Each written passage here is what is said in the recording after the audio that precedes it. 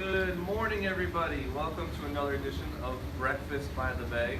My name is Jeff, and I'm joined by the camera lady, Miss Janine. And you probably recognize where we are, but we're at the Exploration Center and Aquarium in Newport, Rhode Island. We're super excited to bring you a lesson all about jellies today. So we're going to talk about what makes jellies unique. We're going to talk about how they're different from fish. And we're going to meet our live moon jelly that we have at the aquarium. We're going to talk about two other species of jellies that can be found in Narragansett Bay. So thank you guys for tuning in. As always, if you have questions or comments or concerns, please write them down in the section below. You'll also notice in our video description we have a link that talks about a video about stinging cells, which we're going to be talking about soon. And there's also a link to jelly life cycle. So after our video, you can check those links out. If you're joining in from any school, please let us know what schools are tuning in. We'd love to know who's watching our videos. So we got thumbs up from everybody. You can hear us, you can see us. We're ready to learn about jellies. I'm super excited. All right, let's get into it. So I have a list of characteristics of what makes jellies unique from other animals. So in order to be a jelly, first of all jellies are invertebrates. And we know invertebrates, they do not have a backbone, right? So jellies do not have a backbone. They can be found in all the oceans around the world. So they can be found in any ocean, anywhere in the world. There are even species of jellies that can be found in fresh water. Their body is actually made up 95% of water. So they're pretty much mostly made out of water themselves. They can either be transparent, which means they're completely see-through, or they can be translucent, which means their bodies are semi-see-through. And that could also be a type of camouflage, so predators and other animals can't see them. So their body is divided into three main parts. So you can see my beautiful jelly drawing I have here. But we also have this wonderful hat we're going to use as our jelly model. So I'm going to move over here and talk about the three main parts of our jelly. So the top part here, this umbrella-shaped area of our jelly, is known as the bell. So this part, it doesn't have any stinging cells, so it's completely harmless to touch. But underneath the bell, on the sides, are all their tentacles. You can see all these long tentacles that are hanging off. So they have their bell on top, their tentacles hanging off the sides, and in the middle of their body, they have these oral arms. So these are in the middle of their tentacles, surrounding their mouth, but they have their oral arms, which they use to help scrape food towards their mouth. So those are the three main parts of a jelly's body. Pretty simple and straightforward. But it's good to know that jellies are in the Cnidarian phylum. So other cnidarians, or animals closely related to jellies, would include coral and anemones. So those are their closest relatives. And the word cnidarian comes from the Greek word for need or nettle. And nettle is having the ability to sting, right? If you've ever been in a patch of nettle or a stinging nettle, those stinging barbs that get you. So in order to be in this phylum of cnidarian, they have the ability to sting you. So obviously we know jellies have tentacles and they can sting. Some coral and anemones also can sting you as well. So the way that they sting you, they actually have specialized cells called nematocysts. So if you look down here, nematocysts are their stinging cells which line the tentacles of our jelly. And I have a really good image, if you guys want to come zoom in, what these nematocysts and stinging cells look like up close. So you guys can see these are three individual cells. They'd be super, super small and microscopic. So each cell is called a cnidocyte. You can see this little brown dot here, that would be the cell nucleus. And then at the top of the cell, on the outside of the cell wall, they have this cnidocyl, which is a trigger mechanism. And then next to that trigger, there's this lid. And underneath the lid, there's this nematocyst tube. So in that nematocyst tube is where all of their venom is stored. And so if the tentacle touches an animal, that trigger will be engaged, that lid will pop open, and that tube will start to shoot out. So in this next picture, you can see this harpoon-like nematocyst tube that's being shot out of the cell. And as that tube comes out of the cell, it actually inverts, kind of like when you take your sock off your foot, it turns inside out. And on the inside of that tube, you can see all of these barbs. So those barbs are where the venom is stored. And so in our last picture here, you can see that this nematocyst tube has completely been shot out. It's totally inside out with all of these barbs, and the venom is being injected into the animal that it is touching.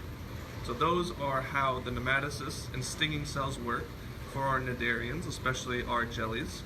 And like I said, there's a video description, a link in our video description that shows a computer animation of how these stinging cells look. So it's pretty interesting. If you're interested in nematocysts, definitely check that out. So all cnidarians have these stinging cells, and that is because our jellies are carnivorous, which means they eat other animals. So mostly their diet is comprised of zooplankton, but they can also eat other small invertebrates, and they can even eat small fish. So they can use those stinging cells to capture and paralyze and stun their prey. And also they can use their stinging cells as protection from predators. So some of the main predators that our jellies have to look out for would be the ocean sunfish, which is a really large fish, the triggerfish, but more importantly, sea turtles.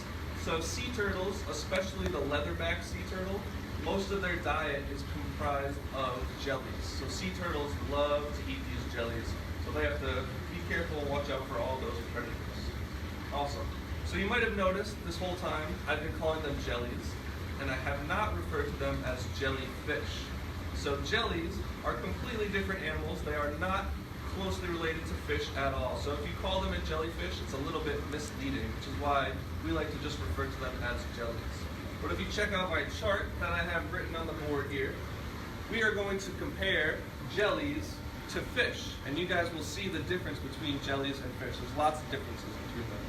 First of all, we said jellies are invertebrates. They do not have a backbone.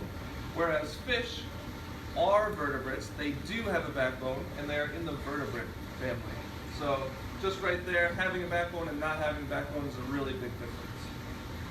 Jellies can also not swim against the current. They are very weak swimmers. They are actually considered plankton. Wherever the water moves and the current takes them is where the jellies go. They do not have the ability to swim against the current. But fish, on the other hand, we know fish are good swimmers. They're really great swimmers. And they're considered to be nectonic, which means they do have the ability to swim against the current. Unfortunately for our jelly friends, they do not have a brain. So they have a nerve network all over their body, but they do not have a centralized nervous system, so they do not have a brain. But fish, lucky for them, they do have a central nervous system and a small brain. All right, jellies, they do not have gills either. They have the ability to absorb oxygen through their cells. So they can respire or breathe by letting oxygen get through their cells. So they do not need gills. But fish, obviously fish need gills in order to breathe underwater. The next thing I already mentioned, jellies have those clear bodies. They're either transparent or translucent, where a fish's body is completely covered in scales to protect them. And lots of times fish can have different colored scales depending on where they live. And jellies do not have a heart. They don't have any blood. Therefore, they do not have a heart because they don't need to pump blood throughout their body. Whereas the fish does have one heart, and they do have to pump blood to all their muscles. And the last fun fact that I didn't have listed on here, one of my favorite things to talk about jellies, we know that fish, a group of fish is called a school of fish, right? That's why they're so smart, because they swim in schools all day. But does anybody know what you call a group of jellies? Anybody at all? Miss Janine had her hand raised. So jellies are called, or a group of jellies is actually called a smack. So if you ever see a group of jellies hanging out together, that is a smack of jellies. You have a question? A lot of people are wondering, how could they avoid jellyfish if they're swimming in the bay? Or what happens if you get stung by a jellyfish? Great question. So in order to avoid jelly, because they have clear bodies, they can be difficult to see, right? You just have to be really vigilant in the water and make sure if you see their bells or any part of their body floating through the water, their tentacles are usually so small and really thin and fine, so you won't be able to see their tentacles, but keep your eyes out for their bell. That's their big umbrella-shaped body, and just stay away from them. Lots of times their tentacles can be really long, over a couple feet long, so if you do see the bell of a jelly, give it plenty of space to avoid getting stung by those guys. Great question. Awesome. So we talked about why jellies are unique. We talked about why jellies are not fish and how they're different from fish. Now we are going to meet a live jelly that we have on exhibit at our aquarium. So you're going to join us as we enter our Narragansett Bay at night room in our aquarium. Come check this out.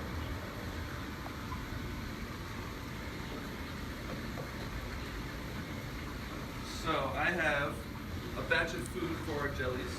So if you look inside, in here we have all the baby brine shrimp, and this is what we're going to be feeding our jellies as we enter their exhibit.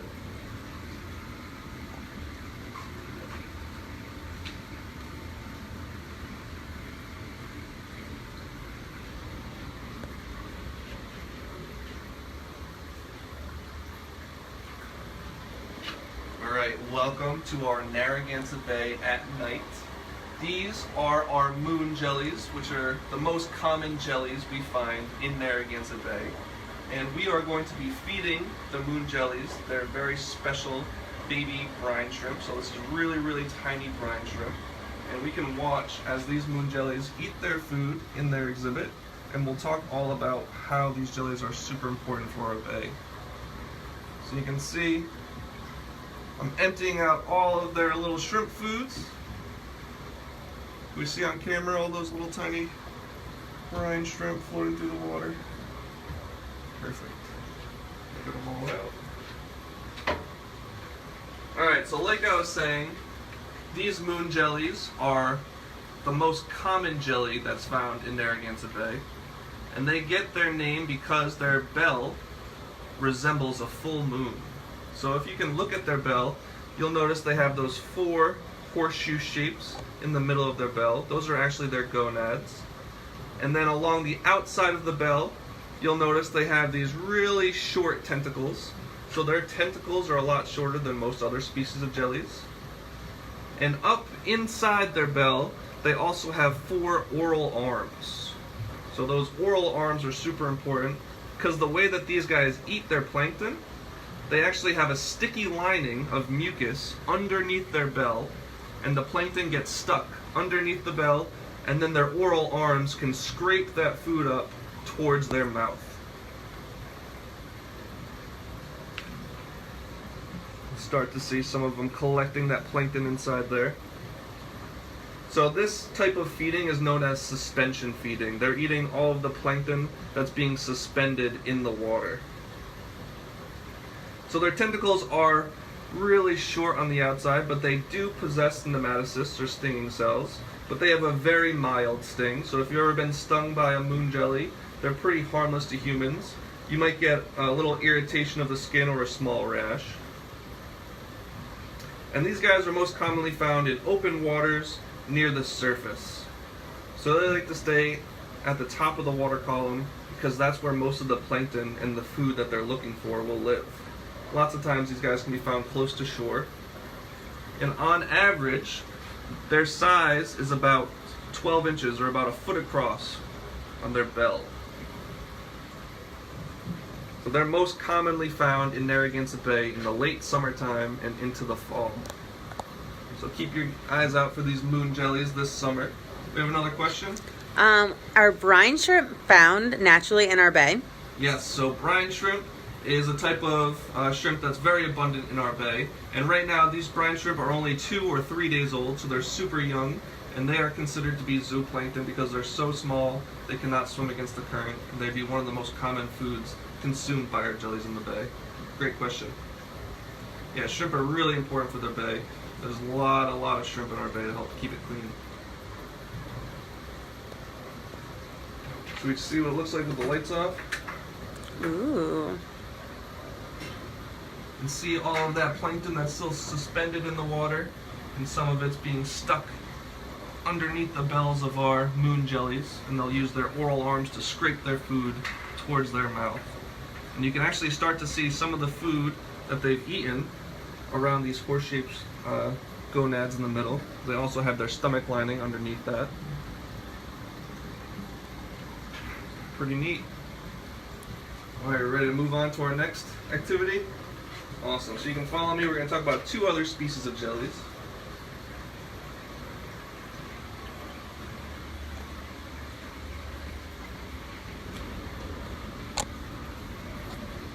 Excellent. So those moon jellies are super cool.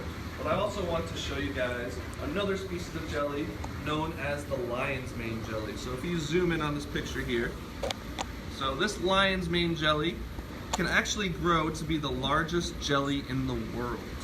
And obviously they get their name because they have these tentacles that are really bushy and orangey yellow shaped, kind of resembles the mane of a lion. They actually have 8 clusters of tentacles under their bell. And those tentacles are all covered with those stinging cell nematocysts. They use those tentacles to sting and paralyze their prey, and also to defend themselves from predators. And they have really long feeding arms that extend below the bell that are used to trap small fish and small invertebrates. So as the lion's mane jelly drifts along, these animals can get trapped inside those feeding arms, and then they'll use their tentacles to sting them, and then they can eat them. So there are some fish that are immune to a lion's mane sting. So fish such as the haddock and butterfish, they're immune to the sting of a lion's mane, and they'll actually have a symbiotic relationship. They'll actually travel and move with this lion's mane jelly as protection. So if other predators are trying to eat that fish, they can hide within the lion's mane jelly and stay safe from any predators. Humans, however, we are vulnerable to the sting of a lion's mane. Their sting can be pretty painful. If you've ever been stung by a lion's mane jelly, you get a numbness or burning sensation and a little bit of inflammation of your skin. And lots of times these lion's mane jellies can wash ashore on beaches. So even if they're washed ashore and they're no longer alive on the beach, you still have to be careful because they still possess those toxins in their tentacles, and if you touch them, they can still sting you on the beach. You have a question? Do jellyfish require a certain temperature to live in our bay or around the world? Oh, that's a great question. So, I'm not sure exactly what their temperature ranges are, but a lot of our jellies are found here in the summer months when we have warmer temperatures, and that's because they're brought up by the currents, like the Gulf Stream currents. So a lot of their movement is due to currents, and those currents can be directed by changes in temperature. So I'm not sure exactly what their perfect temperature would be, but yes, they would not survive if it's too cold or too hot in some areas, definitely. But these lion's mane jellies, they'll appear in our bay usually around this time of the year. So in the spring and early summer is when these lion's mane can be found in Narragansett Bay. And on average, their body can be between 6 inches to 3 feet across on their bell, and their tentacles can be between 1 to 5 feet long. But I did mention that they can grow to be the largest jelly in the world, and that is because there have been instances where lion's mane jellies have been reported to be 8 feet across. 8 feet all the way across their bell, and they've had tentacles that have reached up to 200 feet long. Those guys are absolutely massive. And this time of year, they're actually starting to wash ashore, especially along the Cape. And there's images of people finding them on the beaches on the Cape, and they're laying next to these lion's mane, and they're actually bigger than the humans next to them, so they can get absolutely massive. Pretty cool lion's mane jelly. We can talk about our next one right over here. So our next jelly we're going to talk about is our comb jelly. And comb jellies are actually not a true jelly. These guys are called ctenophores. And they are not a true jelly because they do not have nematocysts. They do not have stinging cells, and they cannot sting you. So their body is very transparent. You can see right through it. They're really gelatinous and delicate. If you ever found these guys, if you take them out of the water, they'll fall apart right away. So if you find them, it's best to observe them in the water. But their body is separated into these rows or sections of ridges that we see here. And along those rows, they have something called cilia. So cilia are kind of like little hair-like projections that stick out, and they act kind of like a tail. They can beat their cilia back and forth, up and down, and as they do that, it helps to move them forward or backwards, but they are still planktonic. They're really bad swimmers. They cannot swim against the current. As they float through the water, they can collect plankton, so their body is really sticky, and zooplankton or other plankton will stick to their bodies, and they can also use that cilia to move that plankton towards their mouth. You'll also notice here they have that kind of rainbowy shimmer and shine. That's actually light that's being reflected and refracted through their cilia. So as they beat and move those cilia, those little hair-like projections, the light is being refracted, and that's what gives it that really pretty color you see there. So these guys are found in the planktonic zones of shallow and open water, floating around with the plankton. They're voraciously trying to eat all that plankton as they drift through. And their size is pretty small. They're usually only about 2 to 8 inches long. And they're most commonly found in Narragansett Bay in the spring and summer. So this time of year, you'll find lots and lots of comb jellies floating through the water. Super cool. Any questions about those guys? No? Everyone is really interested in learning about the reproduction of a jellyfish. Oh, perfect. So that's the next thing we're going to be talking about, actually. The next photo we have here is all about the life cycle of a jelly. So we talk about the reproduction here. So we have 2 mature adult jellies. When they're at this stage of their life, it's actually called the Medusa Stage. So these Medusa jellies are fully grown and mature. They're going to release their gametes, their sperm and eggs, into the water, and those will actually fertilize to create a fertilized egg. So once you have a fertilized egg, it grows and develops into something called a planula, and that planula will eventually drift and sink down to the bottom of the bay, where it will actually attach to the substrate. So it sticks to the ground and it begins to grow as an attached planula. You can see all these stripes that are forming here. So those are actually individual jellies that are starting to grow. So at this stage, it enters a stage called a polyp. Now polyps might look familiar if you've ever seen a coral polyp. They also look a lot like a sea anemone, right? Or if you picture a jelly that's upside down, you can kind of see those tentacles and the bell down here. But all these stripes are individual polyps that are growing and developing. And eventually, as they continue to grow and grow and grow, they get bigger and bigger and bigger. And eventually these polyps will actually bud and pop off the bottom. So as they grow, they'll pop and break free from the bottom and start to float as plankton through the water. So at this stage, they're an immature jelly known as an ephyra, and they're floating, and eventually they'll continue to grow and develop.